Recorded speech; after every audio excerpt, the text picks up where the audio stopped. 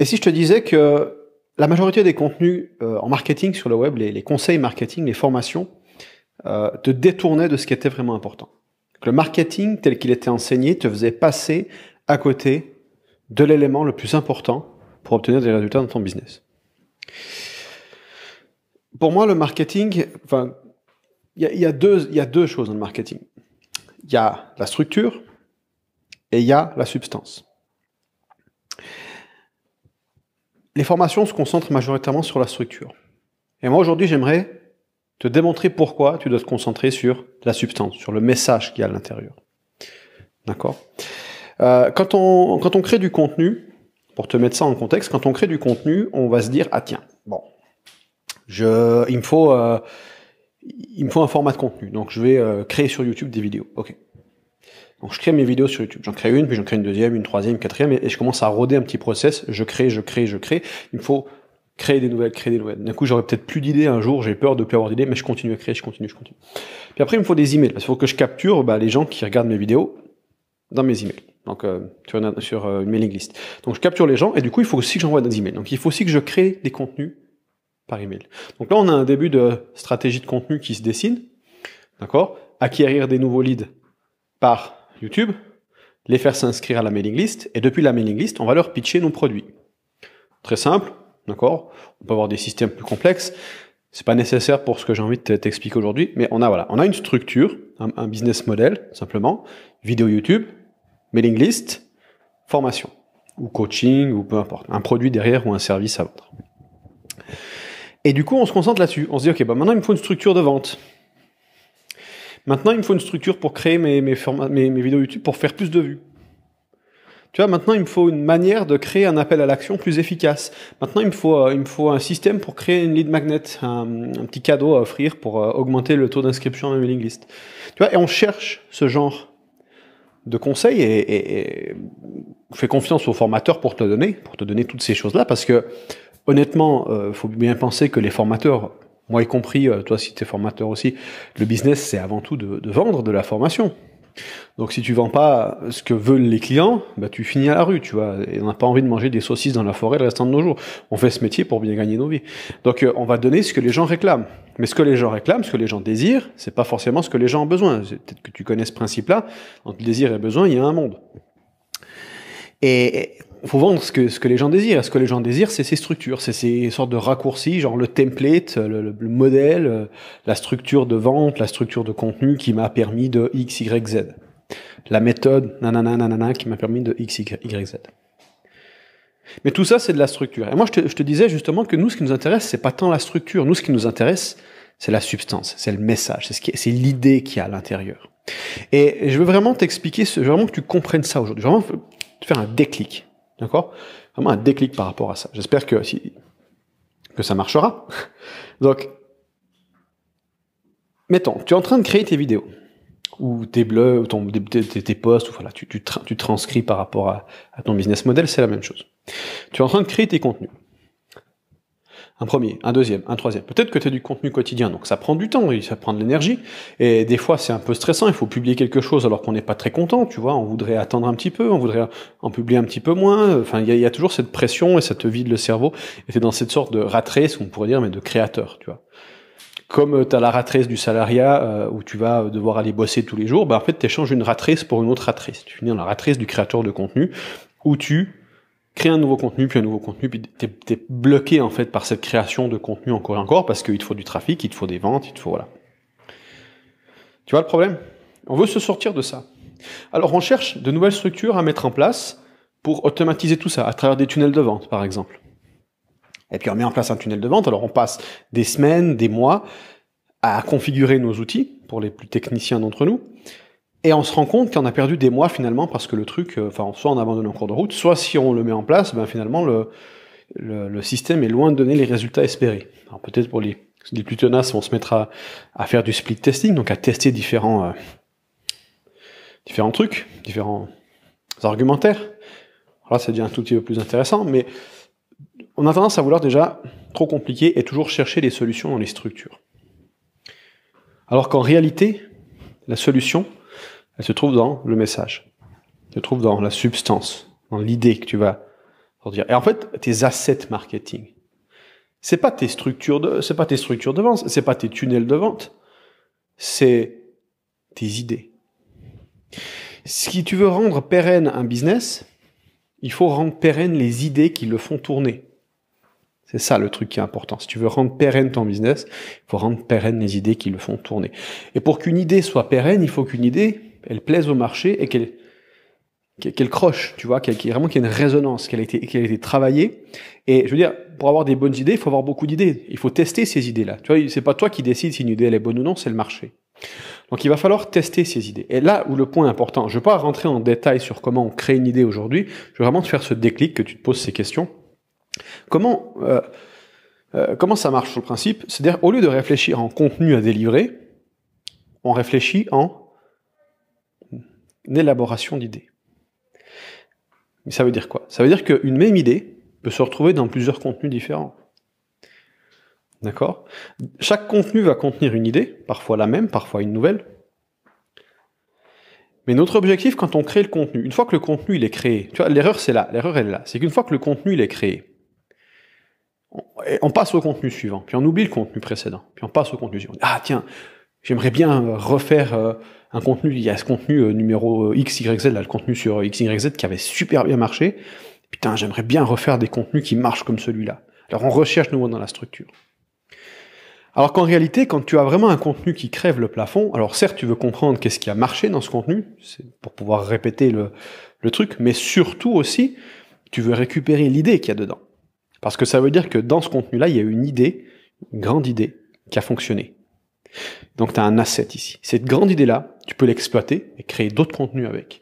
Peut-être même construire une formation autour. Peut-être même un business entier autour, suivant comment.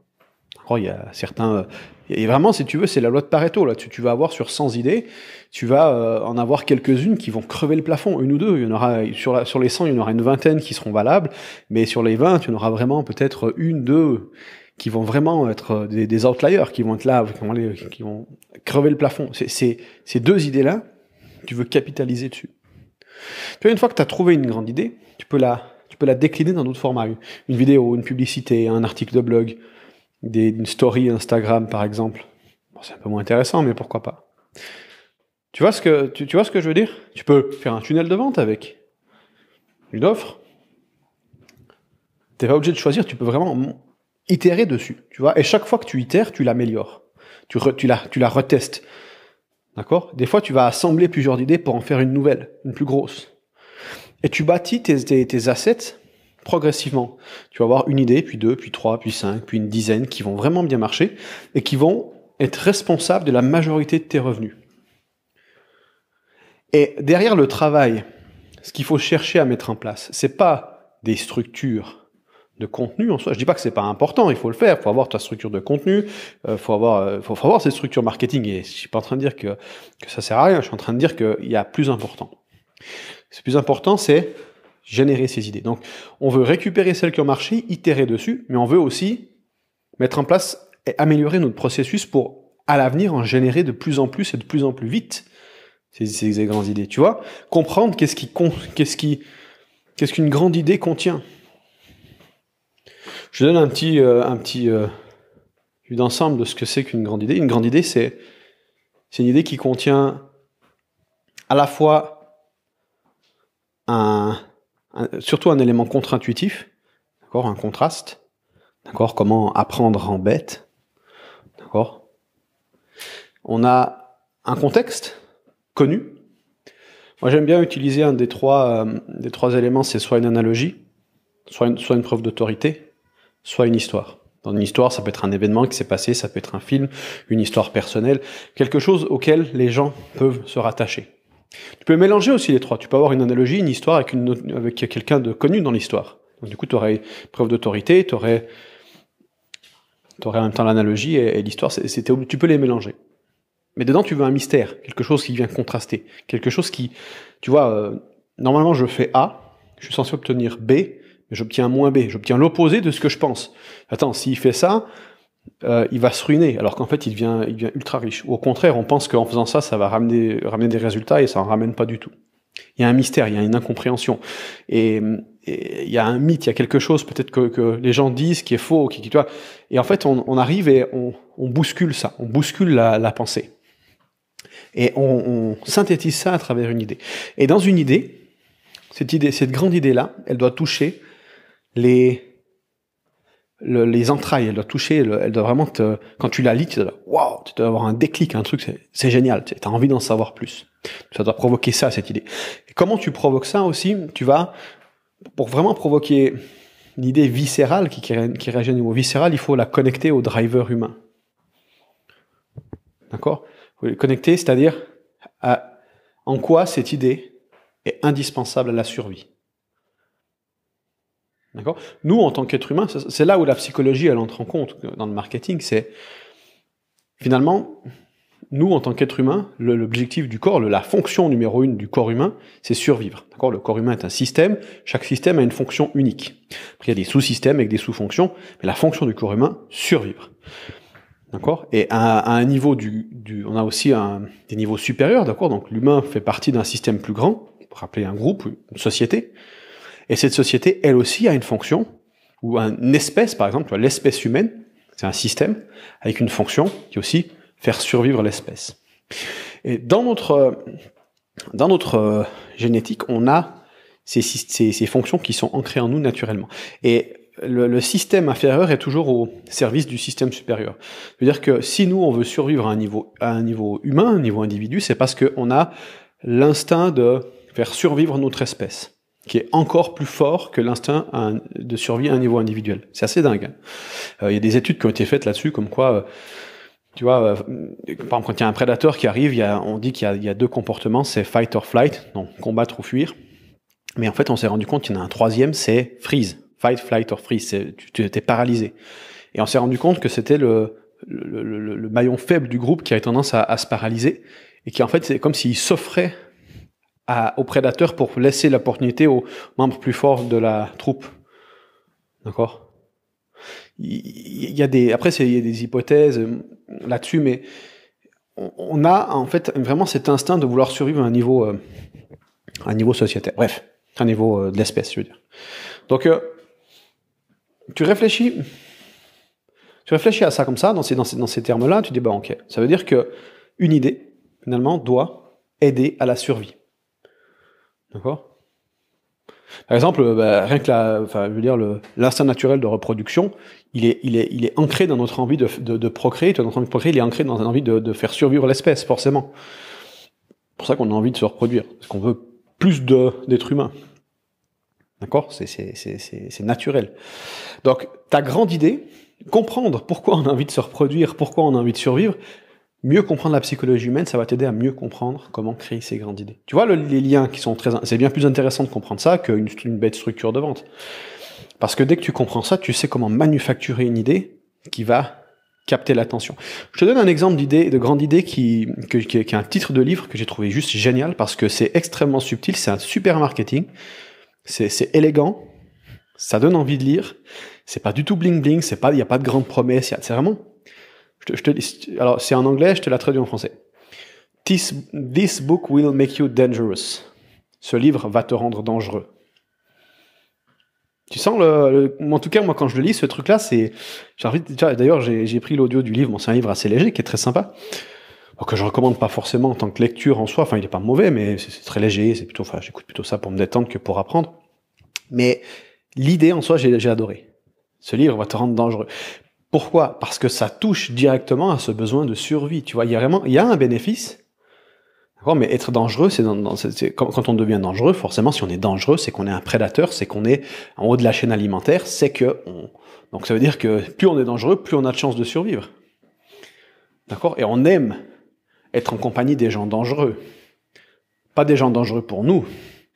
Parce qu'on aime être amis avec les gens qui sont dangereux. Comme ça, on est protégé par les gens dangereux, tu vois.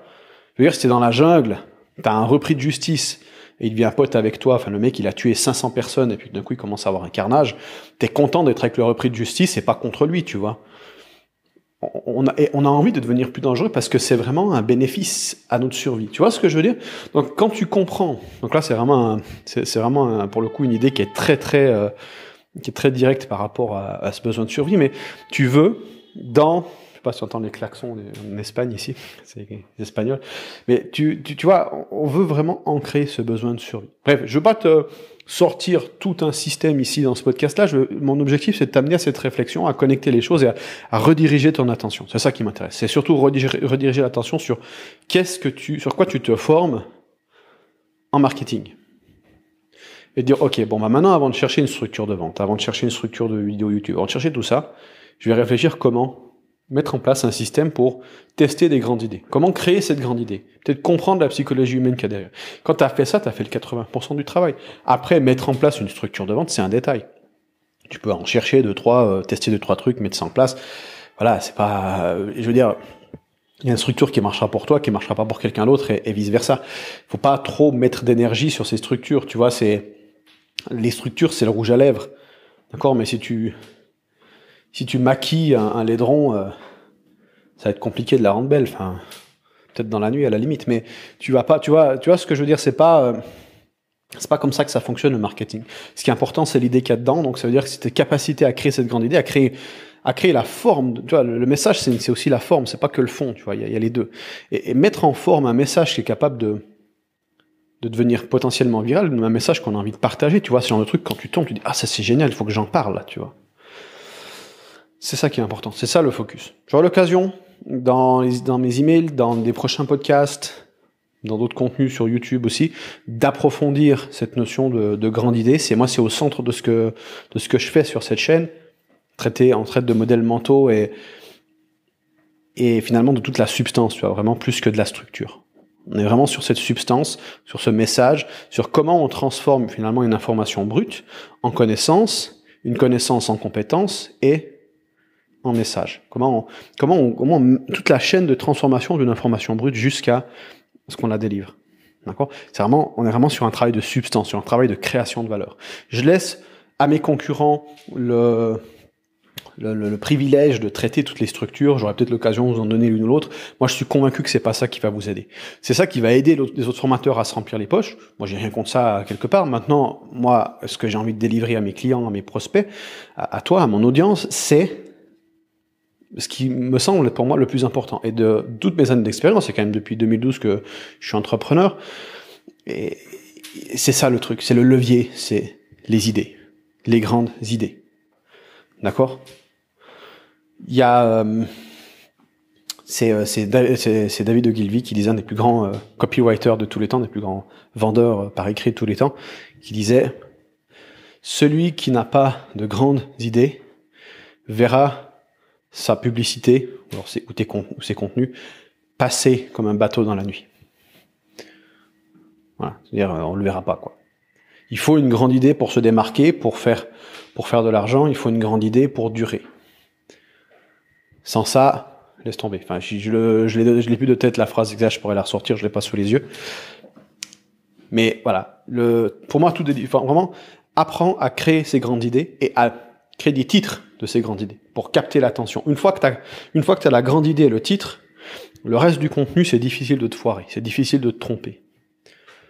La grande idée, c'est ce qui fait toute la différence. Tu vois, là, je suis en train de t'enregistrer ce podcast. Je le fais. Les podcasts, moi, je les utilise plutôt pour des inspirations. C'est des grandes idées brutes que j'essaye. Je vais probablement faire des mails aussi avec. Je suis en train de remettre en place toute ma structure, là, récemment. Et je vais faire des tests comme ça. Je vais rédiger un mail en 25 minutes ou enregistrer un podcast, comme je le fais ici. Et je vais voir qu'est-ce qui croche. Je vais voir comment... je vais tester mes idées et voir ce qui prend et voir ce qui prend pas. Et ce qui prend, tu vois, je vais itérer dessus. Et je vais réitérer encore une deuxième, une troisième, une quatrième fois, jusqu'à ce que j'ai des très grandes idées, des idées qui fassent tellement de bruit qu'elles se voient partout. Moi, pendant des années, j'ai opéré en sous-marin, j'ai travaillé avec d'autres entrepreneurs, parfois des très gros. En travailler sur ce genre d'idées-là. Maintenant, aujourd'hui, je vais le faire pour moi et je vais étendre mon marché, je vais essayer d'intéresser une audience plus large à tout ça, parce que je suis convaincu que j'ai vraiment mon mot à dire là-dessus, et voilà, j'ai vraiment envie d'apporter un vent de fraîcheur sur ce marketing, et je pense qu'on a besoin de ces substances, on a besoin de revenir aux sources, parce qu'on a trop poussé le truc à l'extrême, à vendre des Porsche, des Ferrari contre des structures de vente. Enfin, c'est devenu tellement n'importe quoi. Enfin, le vrai marketing, c'est pas ça. Le vrai marketing, c'est un outil qui peut être très très beau, c'est un outil qui peut être très fun à utiliser, qui est très puissant. Mais tu verras pas ailleurs que sur le web des gens vendent des structures. Enfin, les vrais marketeurs travaillent sur les idées. Ils travaillent. Tu regardes les publicitaires, ils travaillent sur les idées de fond. Ils sont beaucoup moins sur la structure. Yes, moi je te laisse là-dessus, je te laisse réfléchir à ça. N'hésite pas à réécouter une deuxième fois le podcast. Souvent plusieurs écoutes, on entend des choses qu'on n'a pas entendues la première écoute. Et en attendant, si tu veux en savoir plus par rapport à ces grandes idées, par rapport à ces sujets sur la substance, sur comment on transforme une information brute en valeur potentiellement virale, je t'invite à t'inscrire. Il y a des liens dans la description.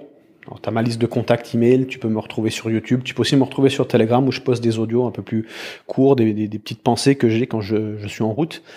Voilà, donc tout est dit, je te laisse t'inscrire et puis on se retrouve dans un prochain contenu. Salut.